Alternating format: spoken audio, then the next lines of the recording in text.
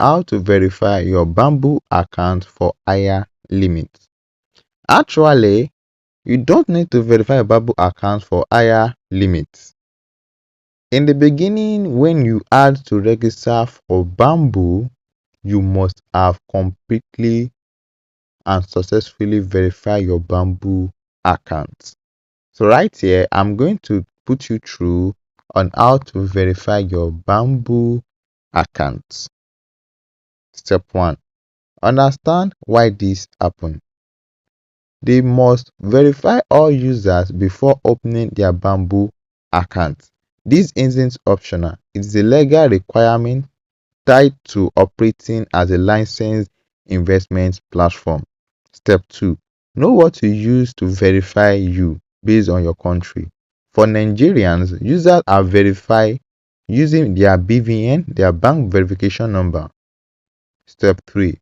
Understand the actual purpose. The reason for this is simple.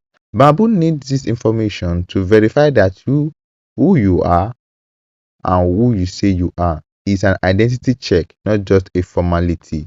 Step 4. This happens before account opening, not after.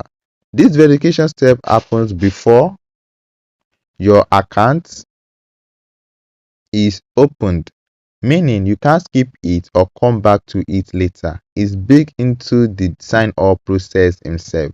Step 5. If it fails, there is a fix. If verification doesn't go through, make sure you are entering the correct details. Try an alternative means of identity if one is available for your country, or try again later in case it's a temporary downtime issue. So, to successfully register for Bamboo, you have to download the app from Google Play Store. After downloading the app, you follow the prompt of every step I had just given earlier by submitting your BVN or any national ID card. And here are the step-by-step guide on how to verify your Bamboo account for higher limits. Thanks for watching. Don't forget to like and subscribe.